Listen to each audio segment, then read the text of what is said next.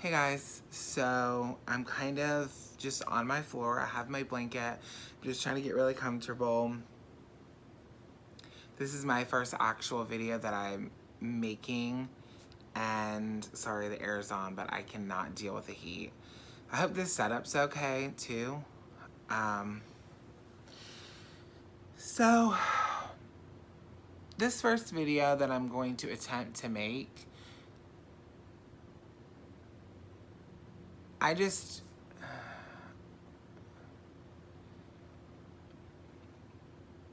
so I want to talk about Peyton, and he's my son, and he passed away last year in September.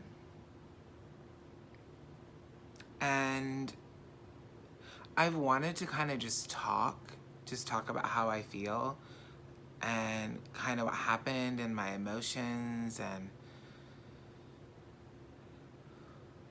the 1-year anniversary of his death is coming up, so it's like I want to kind of document that. So I'm gonna try my best. I don't know how this video is gonna go. I honestly don't know, but we're just gonna try to roll with it. So for those of you who don't know, Peyton was born on November 20th, 2016, and before he was born, he was diagnosed with something called tetralogy of Fallot. It's a heart condition that consists of 4 different heart defects, and essentially, to put it very basic, this heart defect, it causes difficulty with oxygenation of the blood. So it's not unusual for kids that have tetralogy of Fallot to literally turn blue. And it's not their lungs, it's actually their blood that's lacking oxygen. And so we found out about this prenatally, and obviously we decided to go through with the pregnancy, and Peyton was then born, at 31 weeks by emergency C-section. And from the moment Peyton was born, he just was like this tornado, and everything in our lives changed. He was a sick baby from the moment he was born. He was in the hospital for 7 months before he ever came home. Sorry, I'm already getting emotional, but he was in the hospital, I think, 7 months before he ever came home. And after he was born, there just slowly started to be more issues that we didn't know about ahead of time. He really was having trouble breathing on his own. He was intubated for a while, where he has a tube down his throat that allows him to breathe. And then they would be able to take it out, and then they would have to put it back in. And all this eventually led to them discovering that Peyton had something called tracheobronchial malacia, which is where your airway, your trachea, can't stay open. And,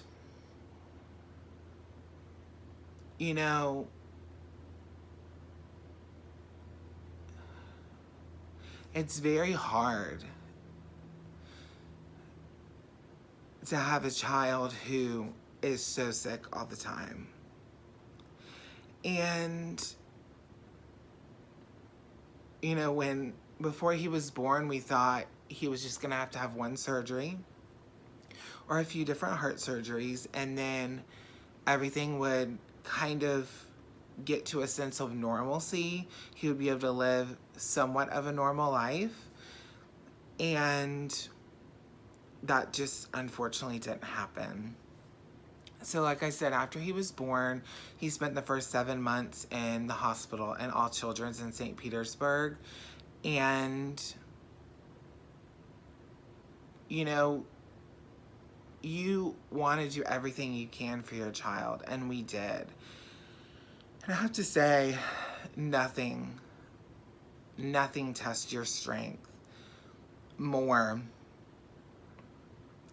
than your love for your child, than fighting for your child, than advocating for your child, when people just don't understand. And it's so hard when it's not your kid. You just don't understand the difficulties of what it's like to have a sick child, to have a heart baby.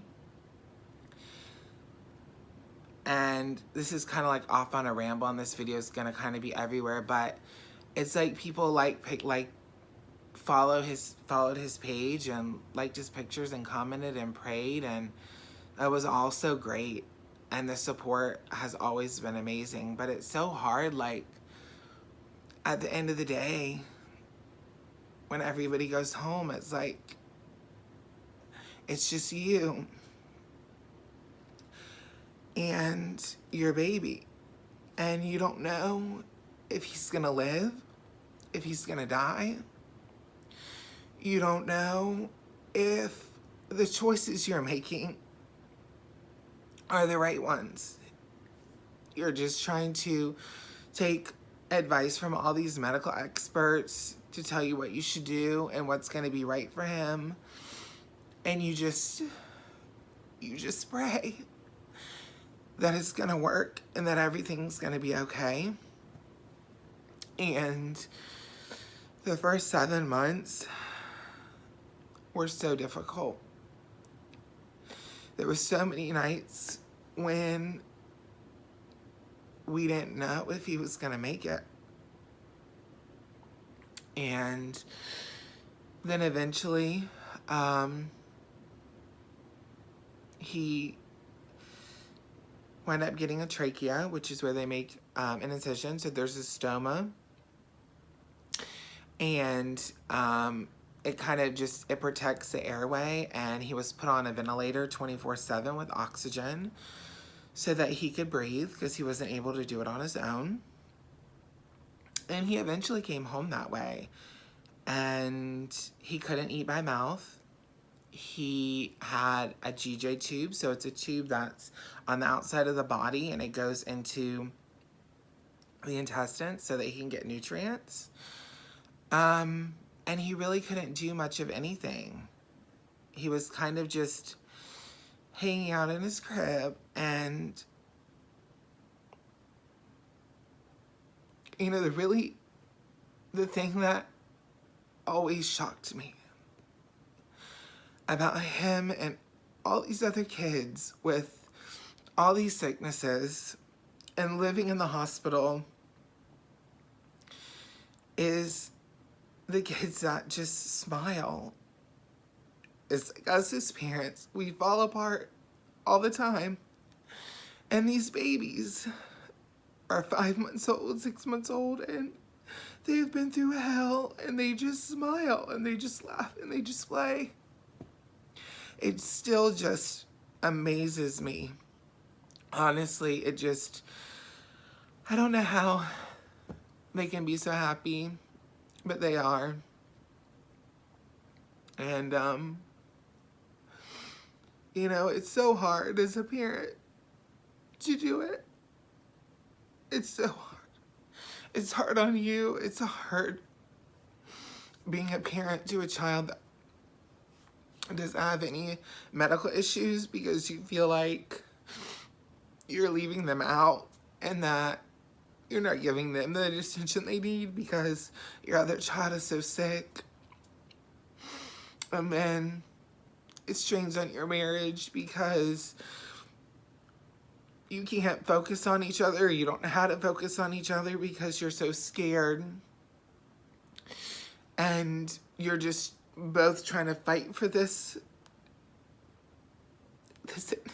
innocent little baby. And all you want to do is help them.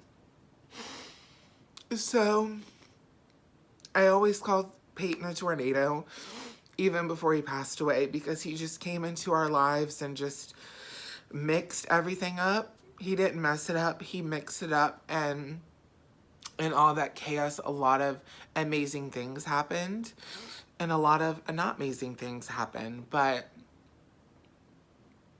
once he finally came home, you know, there's nothing scarier than trying to go to sleep and knowing your baby's like hooked up to a ventilator and a monitor and all these tubes are coming out everywhere. Like, that is hard. And it's just really hard. It's really hard. And so when Peyton finally came home, like I said, he was on a ventilator, feeding tube, all this stuff, and he did okay. We had some scares. We had quite a few scares, but we tried our best to be like the best parents and do the best that we could do. And in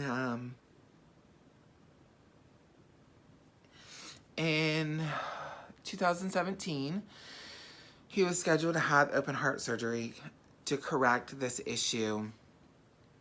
But upon more testing and everything, another part of his heart had a complication. It's called cardiomyopathy, and this is a separate issue outside of the tetralogy of Fallot. So just so you're following, he has tetralogy of Fallot. He can't breathe on his own, so he has a trachea with a tube hooked to a machine that breathes for him. And he also has another heart issue and a tube feeding him. So he was supposed to have open heart surgery at All Children's, and they wound up canceling, which, if you've seen anything on the news, in the long run, we're glad that he didn't wind up getting surgery there. But we wound up getting a second opinion, and he went going to Boston Children's and had open heart surgery, and that was terrifying because before we went there, All Children's told us that basically that we should just take him home and basically just wait for him to die. And we weren't sure if that was the right thing. And so as parents, you know, you want to just keep pushing and you want to ask and you want to get the information. And Boston Children's is like the best. So we did go to them. We got a second opinion and they agreed to do the surgery. And in those moments leading up to the surgery, my wife and I did a lot of talking and a lot of praying. And we asked God that if Peyton had to die, if he was gonna die, we wanted to at least get to enjoy some time with him and for him to die at home with not all this stuff hooked up to him. So if we could just have that, we would try to accept it the best way that we can. And so after that, Boston said yes. We went to Boston. That was terrifying. They were amazing. They did his heart surgery. They corrected what was there, and he got off the ventilator. And so he came home and was home for like 9 months. And he started to crawl and eat by mouth, and he just shocked everybody. He shocked us. He shocked the doctors about how well he was doing. And then one night, a nurse called out, and that wasn't super unusual. And so one of us slept in his room, and the other one slept in the bedroom with the door open, and it's really close. Our house is small, and Peyton's room is in the dining room. So both of us would sleep out in the living room if we didn't have a nurse. And he was hooked to a heart monitor. And when we woke up the next morning, he was gone.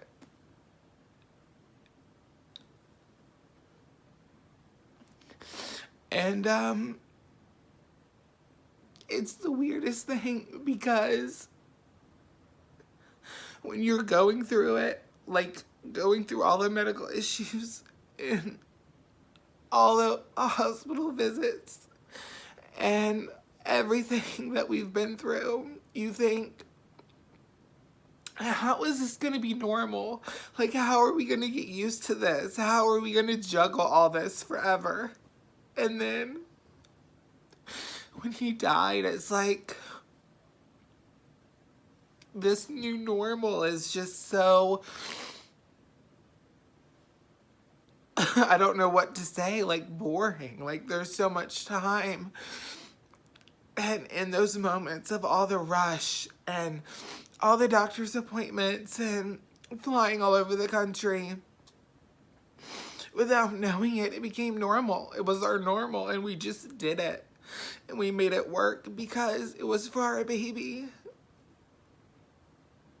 And that morning in September, everything changed. And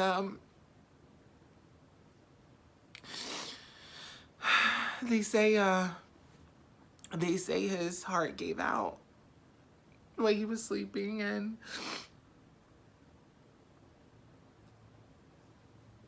that morning was just awful. It was so awful. And I just relive it every day. I just see it every day. And it's just terrible. And I don't know how people do it. I don't know how parents do it. And it's the worst feeling ever. And you don't know how to cope. And everybody copes differently. And you ask yourself, am I sad enough? Am I crazy enough? Am I processing this? You know, because you don't want to believe it. And it's like sometimes you wake up in the morning and you forget for a second, you forget that your baby died. But in that next second, it all comes back. And it's like you relive that trauma over and over and over again. And it's just awful. It's awful. And it's just the worst thing ever. I don't know. It's the worst thing ever. It's so unnatural. And the reason I'm making this video is because I don't know why. To be honest, I just feel like something has to happen. Something good has to come of it. And maybe me sitting on here babbling and blubbering will help somebody. I don't know. But I can tell you that I never knew how strong I was until Peyton was born. And I love my daughter, Penelope, and she's the most beautiful little girl ever. And she is my heart. And she taught me how to love, and she taught me tenderness. But Peyton,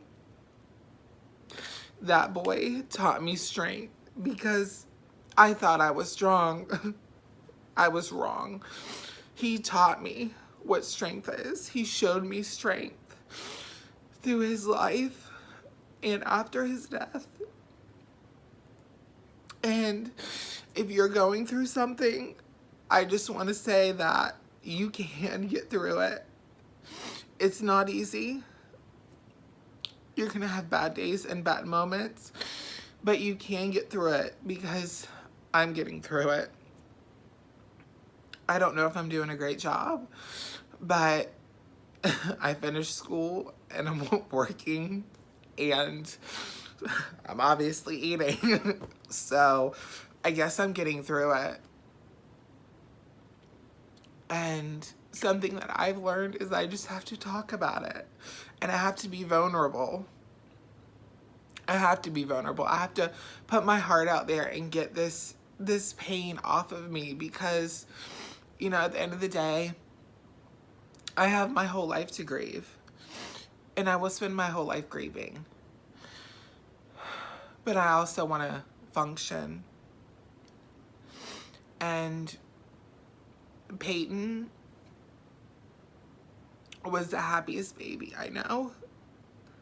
He always smiled. He came out of surgery smiling. He was a go-getter. He loved laughing and smiling and learning new sign language. And in that 9 months, he started crawling, and he loved tuna fish. I don't know why. That's the only food he wanted to eat, was tuna fish, and he loved it. And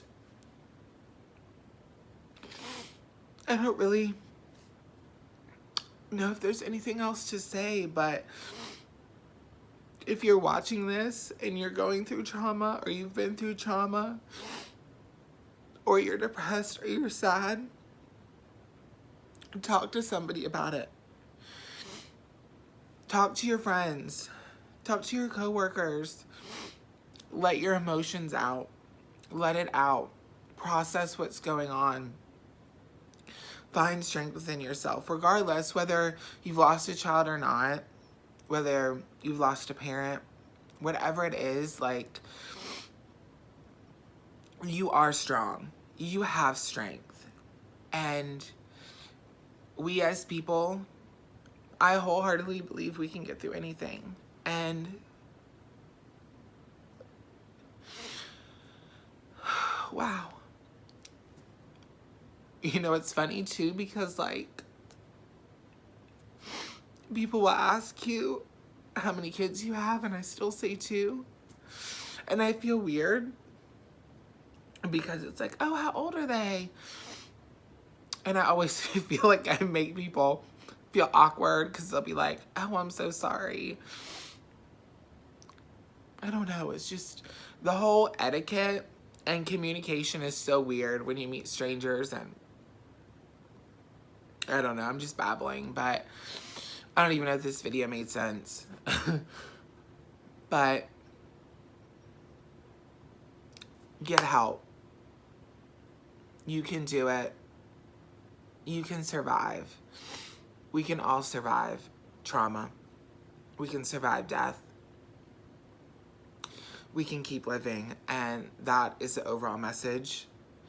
And if you're watching this video, I will ask that you pray for me and my family. And there's this thing that I like to do, and that is to say his name.